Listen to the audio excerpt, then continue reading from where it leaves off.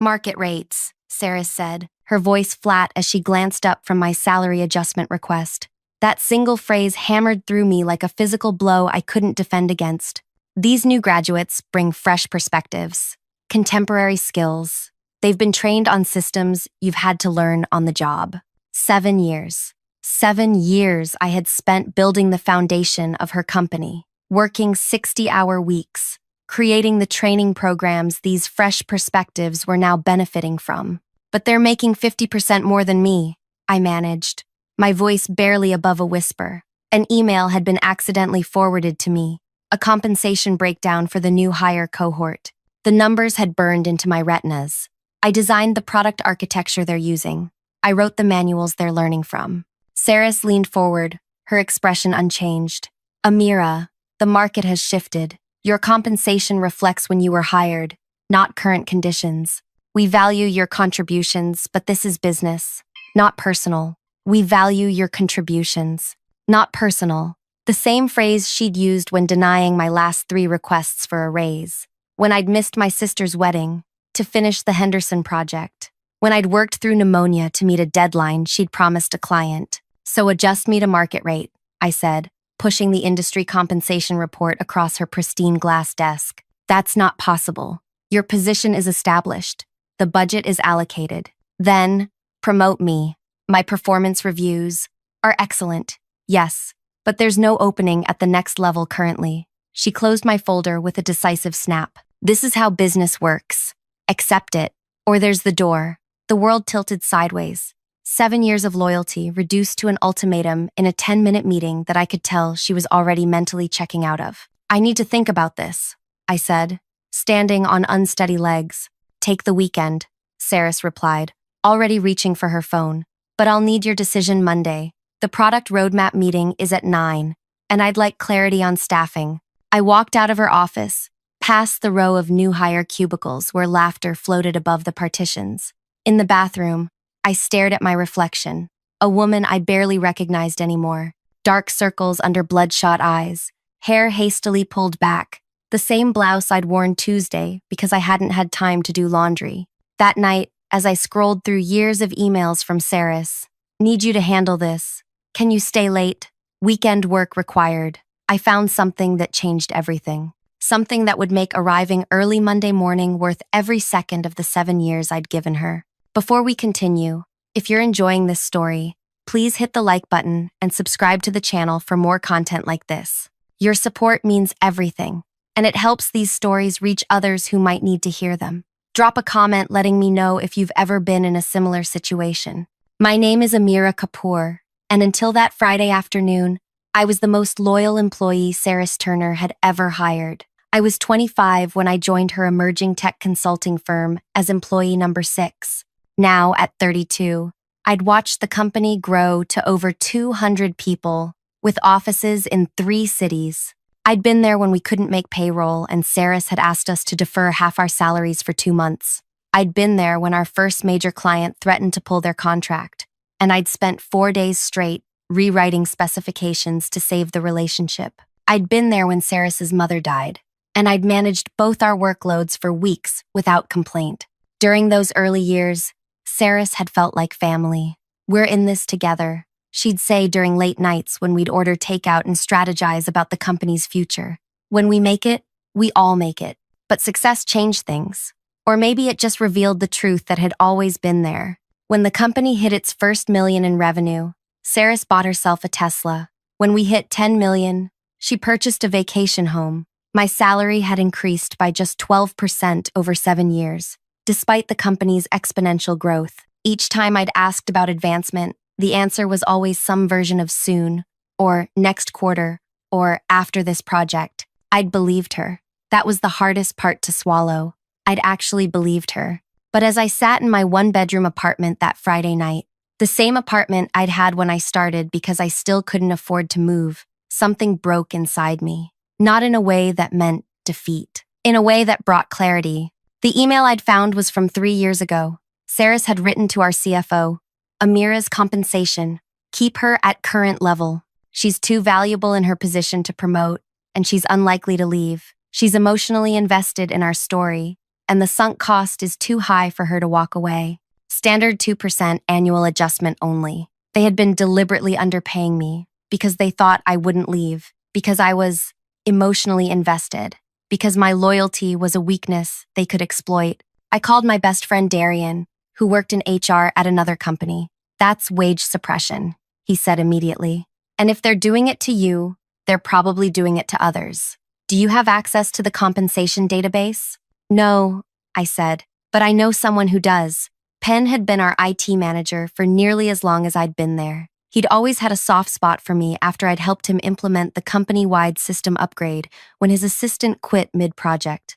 I need a favor, I told him when he answered my call.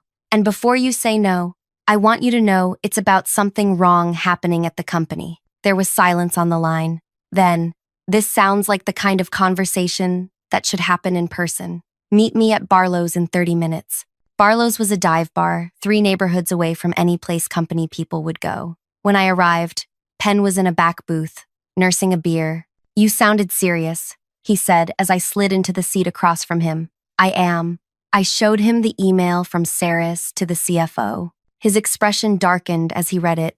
That's messed up. I think it's happening to others too. I need to know. Penn studied me for a long moment. What exactly are you asking me to do?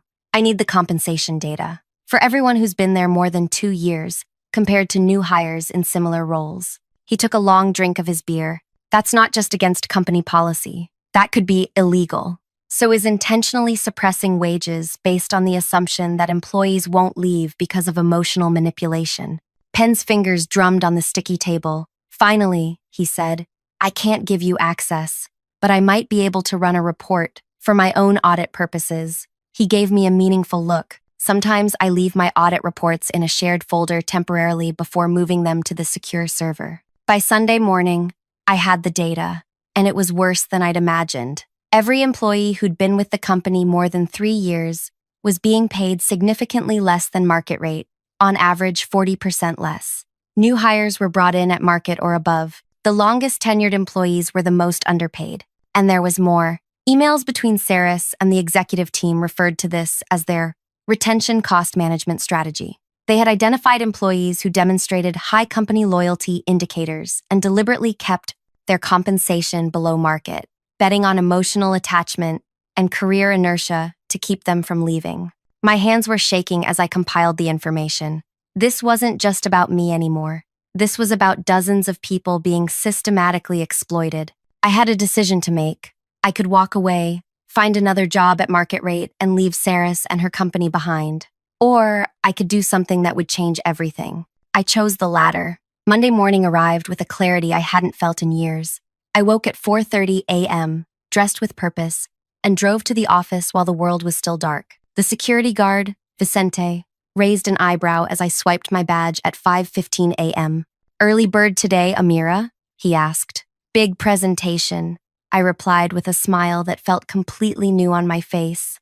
Not forced, not exhausted, determined. The building was empty, exactly as I needed it to be. I went straight to Saris's office, the corner suite with floor-to-ceiling windows overlooking the city she so often bragged about during client meetings. I placed a sealed envelope on her chair, not on her desk, where an assistant might find it, but directly on the chair, where only she would see it when she sat down. Inside was a single page with 3 things: my resignation effective immediately, a copy of her email about keeping me underpaid, and a USB drive containing the compensation analysis. But I wasn't done. I returned to my desk and opened my laptop one last time. The email I'd drafted the night before was addressed to every employee who'd been with the company more than 2 years, 47 people in total. The subject line read, Why you're being underpaid, the truth about our compensation strategy. My finger hovered over the send button. Was I really going to do this? Burn every bridge? Expose the company I'd helped build from the ground up? Then I remembered Saris's words. Accept it, or there's the door. I pressed send. After that, I walked through the office one last time. I touched the wall of the conference room where I'd presented my first client proposal. I passed the break room where we'd celebrated our first major contract with cheap champagne and pizza. So many memories.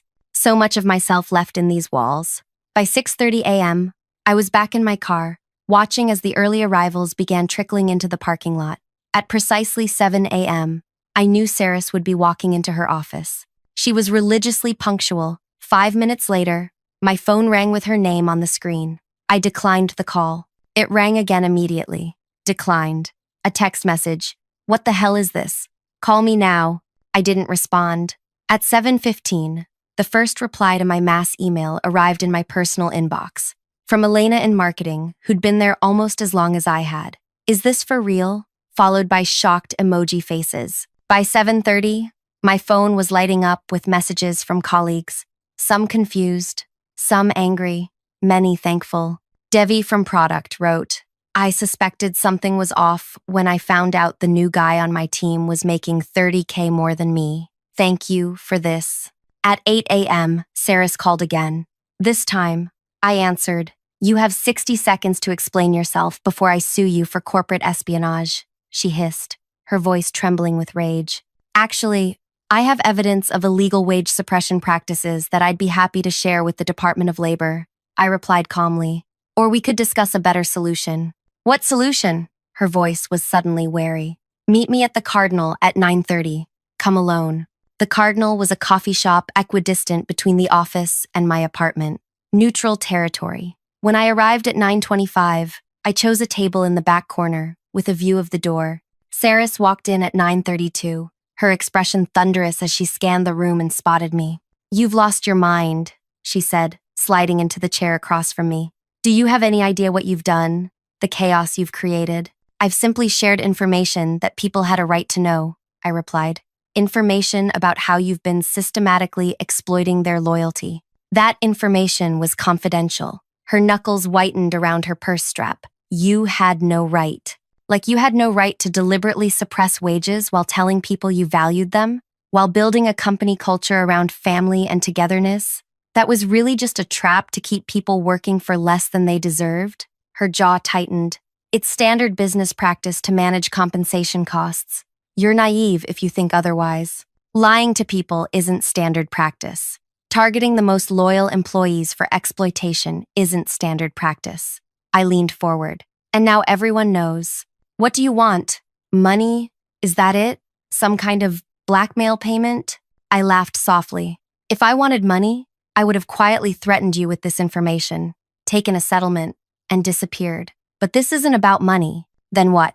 Justice. Change. I pulled out a folder and placed it between us. Inside is a comprehensive compensation adjustment plan that brings every employee up to market rate, with back pay for the most egregious cases. There's also a transparency policy for future compensation decisions. Saris stared at the folder like it might bite her. You expect me to bankrupt the company over this? I've run the numbers. The company can afford it with the recent funding round. It would reduce executive bonuses for 2 quarters. Nothing more. I pushed the folder closer to her. Implement this plan by the end of the week, and I delete all copies of the data I've collected. I say nothing further. The company survives with some bruised egos and a valuable lesson. And if I refuse, then by this time tomorrow, your investors, clients, and the Department of Labor will all have copies of everything I found. Your choice. Saris's face flushed with anger. You ungrateful little... Careful, I interrupted. Remember which one of us has leverage here. She grabbed the folder and stood up. I need to review this with legal. You have until 5 p.m. tomorrow. After that, my lawyer sends the evidence package I prepared over the weekend. As Saris stormed out, my phone buzzed with a message from Penn. Emergency all hands called for 11 a.m. What did you do? I didn't respond. Instead, I drove home and waited. By noon, messages were flooding in from colleagues at the all-hands meeting. According to Devi, Saris had announced a comprehensive compensation review due to recently identified inconsistencies in their pay structure. She promised adjustments would be made by the end of the week. That evening, I received a formal email from the company's legal team confirming my resignation had been accepted and requesting I sign an NDA in exchange for a separation package equal to 6 months' salary. I declined the offer. The next morning, 3 more employees resigned. By the end of the week, the number had grown to 12, all long-term underpaid staff who'd found better opportunities elsewhere now that they knew their true market value. 1 month later, I was having lunch with Elena, who'd recently left for a director position at another company with a 70% salary increase. "Did you hear?" she asked, eyes wide with gossip. The board forced Saris to step down. The exodus continued after we left, almost 20 people in total. They lost the Hendrix contract because the entire team that serviced it quit. I sipped my water. I hadn't heard. And that's not all. Elena leaned closer. The remaining employees formed a committee and demanded the company bring in a compensation consultant to create an entirely new, transparent pay structure. The board agreed to all of it. "Good for them," I said. Rumor is Saris tried to blame it all on the CFO, but then someone leaked emails proving she was the architect of the whole strategy. Elena gave me a knowing look. "Any idea who might have done that?" I shrugged innocently. "No idea. The truth was, I hadn't needed to leak anything further. The initial revelation had been enough to start an unstoppable cascade. Once people know they're being taken advantage of, they don't just get angry, they get motivated." Meanwhile, I'd received 4 job offers within 2 weeks of leaving, all at proper market rates. I'd accepted the most interesting one, a position that actually recognized my experience and compensated me accordingly. But the real victory came 6 weeks after my resignation. I received an email from the company's new interim CEO, their former COO, Nathan, asking if I would consider returning as head of product strategy with a compensation package nearly double what I'd been making. "We've implemented all the changes you proposed," the email read, "and we're committed to building a truly fair and transparent organization. Your insights were painful but necessary medicine. We'd like you to help us rebuild the right way." I considered the offer seriously. Part of me wanted to return triumphantly, to see the changes I'd forced into existence, but another part knew that some bridges, once burned, should stay burned. I drafted a polite decline, recommending they promote Teresa from within, a brilliant strategist who'd been overlooked for years and who, according to my sources, had been a key leader in the employee committee, demanding change. That evening, I sat on my balcony watching the sunset, feeling a strange mixture of vindication and sadness.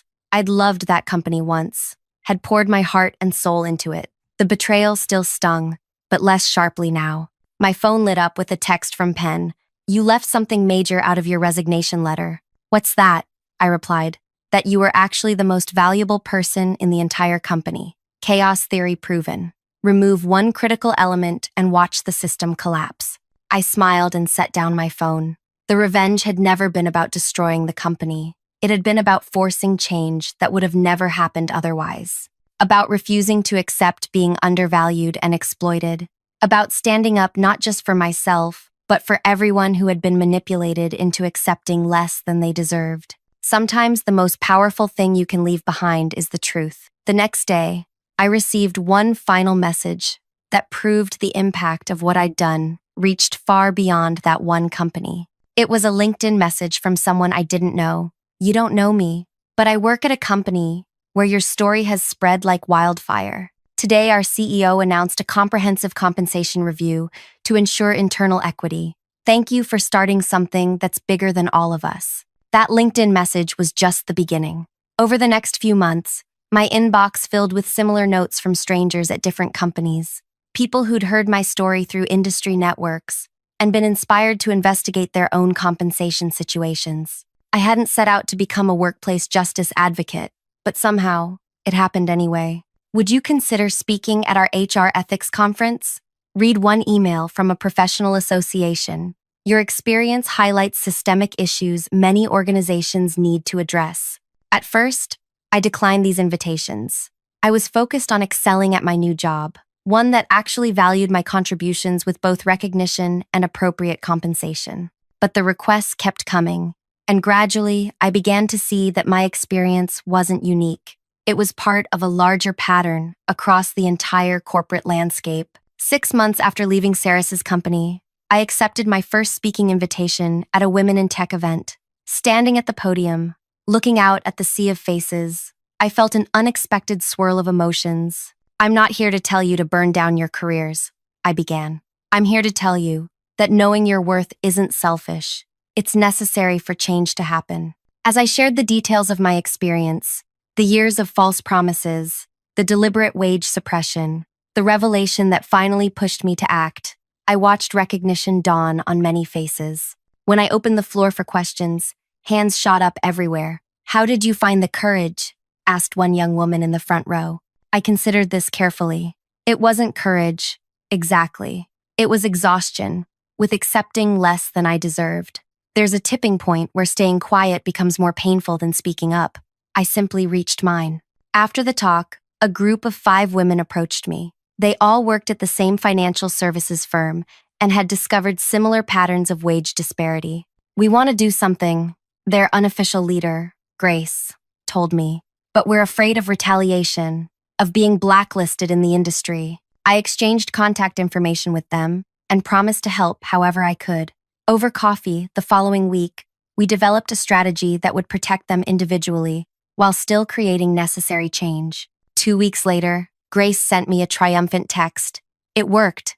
Management announced a company-wide compensation review and immediate adjustments for internal equity reasons. They're terrified someone will go public. Word continued to spread. I created a private online forum where people could share their experiences and strategies for addressing wage inequality. Within 3 months, it had over 2,000 members. I was careful to never advocate anything illegal, instead focusing on education, transparency, and collective action.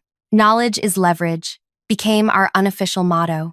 Even as this movement grew around me, my personal life was transforming too. With my new, appropriately compensated position, I finally moved out of my 1-bedroom apartment into a place with an actual home office and enough space to breathe. I reconnected with my sister, whose wedding I'd missed years ago for Sarah's deadline, and made a point of visiting her monthly. Nearly a year after my resignation, I received an unexpected email from Teresa, the colleague I'd recommended for promotion at my former company. "Having drinks with some of the team tonight at Bellamy's. 7 p.m. Thought you might want to join us." I hesitated, fingers hovering over the keyboard. Did I want to revisit that part of my past? See people who had witnessed my most vulnerable and vindictive moments? Curiosity won out. Walking into Bellamy's that evening felt surreal, like stepping back in time, but as a completely different person. Teresa spotted me immediately and waved me over to a large table where 8 former colleagues sat. "The legend herself," Penn called out, raising his glass as I approached. "The woman who brought down an empire with a single email. The empire seems to be standing just fine," I replied, sliding into an empty chair. "Different empire," Elena clarified. "Better one." Over the next 2 hours, they filled me in on the company's transformation. After Sarah's departure, Nathan had implemented every change I'd demanded and more. A transparent compensation structure, regular market rate adjustments, bonuses tied to company performance that included all employees, not just executives. "Remember Jameson?" Teresa asked, referring to one of the fresh graduates who'd been hired at 50% more than my salary. He found out what happened and was horrified. Apparently, they told new hires that their higher salaries were because they had specialized skills the rest of us lacked. "He's heading up a mentorship program now," Penn added, "pairing new hires with veterans so institutional knowledge gets shared." His idea. I felt an unexpected warmth hearing how the company had evolved. My revenge had been about justice, not destruction, and it seemed justice had prevailed. As we were preparing to leave, Nathan himself walked into the bar. He stopped short when he saw me, then approached our table. "Amira," he said, extending his hand. "I heard rumors you might be here." I stood and shook his hand, studying his face for signs of resentment. I found none. "How are things?" I asked neutrally. "Better, different, harder in some ways, easier in others." He glanced at the group, then back to me. "Would you have a moment to chat privately?" At a small table away from the others, Nathan got straight to the point. "What you did," he began, then paused to choose his words carefully. "It was necessary, painful, but necessary. I wanted you to know that I see that now. I wasn't trying to burn everything down," I said. "I know. You were trying to fix what was fundamentally broken." He twisted his drink slowly. "The board brought in consultants to review everything after the exodus. Do you know what they found?" I shook my head. That if we'd continued on Sarah's path, we would have eventually imploded anyway. Constant turnover of institutional knowledge, declining product quality, cultural toxicity. He met my eyes directly. You didn't destroy the company, Amira. You saved it. Something tight in my chest loosened at his words, a knot of doubt I hadn't realized I was carrying. There's something else, Nathan continued. Saris is starting a new company. She's been approaching our clients, our employees. Same promises, same vision. And you're telling me this because people should know who they're really dealing with. History shouldn't repeat itself. He slid a flash drive across the table. All the documentation from our internal investigation. Legal says we can't publish it, but there's no rule against me giving it to a private citizen. I stared at the small device. What am I supposed to do with this? Whatever you think is right. He stood to leave. You've proven you have good judgment about that. That night, I stayed up late reviewing the files Nathan had given me. They included everything: internal communications, compensation analyses, exit interview data, painting a comprehensive picture of systematic exploitation that went beyond even what I'd uncovered. The next morning, I made a decision. I wouldn't directly expose Saris again. Instead, I would use this information to create something more lasting, a framework for identifying and addressing compensation inequity that companies could implement proactively, a guidebook for employees to recognize warning signs, resources for those facing similar situations. 3 months later, I published an anonymous case study based on the data, changing all identifying details, but preserving the patterns and strategies. It quickly became required reading in business ethics courses at several universities. 18 months after my resignation, I received an invitation to speak at a major industry conference about transparency and equity in corporate compensation. On the speakers list, directly after my session, was Saris Turner herself, presenting on building smart compensation strategies. When I saw her name, I laughed out loud. The universe had a sense of humor, after all. I accepted the invitation. On the day of the conference, the room was packed for my session. As I discussed the importance of fair compensation practices and the business case for transparency, I noticed Sarah slip into the back row midway through. Our eyes met briefly. She didn't look away. When I finished to enthusiastic applause, I gathered my notes and stepped down from the podium. As I moved toward the exit, Saris intercepted me. Impressive presentation, she said coolly. Very idealistic. Thank you, I replied. I'm looking forward to your session. I assume you'll be covering how undervaluing experienced employees leads to company implosion? Her expression hardened. You have no idea the damage you caused. Actually, I do. The question is whether you've learned anything from it. Before she could respond, a young woman approached us, her conference badge identifying her as an HR director at a growing tech firm. Miss Kapoor, your talk was incredible. Would you consider coming to speak to our leadership team? We're revamping our compensation structure and could really use your insights. I smiled. I'd be happy to. Here's my card. The young woman thanked me and walked away. Saris watched her go, then turned back to me. You've made quite a name for yourself from all this, she observed, her tone suggesting I'd somehow profited from wrongdoing. That wasn't the goal, I replied honestly. The goal was change. It still is. For a moment, I thought I glimpsed something like regret in her eyes, quickly masked by her usual composure. Well, she said briskly, I should prepare for my session. As she walked away, I felt the final weight lift from my shoulders. I no longer needed her approval, her recognition, or even her remorse. My worth wasn't defined by her assessment or anyone else's. 2 years after placing that envelope on Saris's chair, I published a book about workplace equity that became a bestseller. I started consulting with companies committed to building fair compensation structures. And most surprisingly, I found myself mentoring young professionals on how to advocate for themselves from the beginning of their careers, rather than after years of exploitation. The greatest revenge wasn't bringing Saris down or exposing the company's practices. It was creating lasting change that would prevent others from experiencing what I had endured. That envelope I left on her chair didn't just change my life, it started a ripple effect that continues to expand. And in the end, that's worth far more than the salary I was denied for all those years. Thank you for staying with me through this entire story.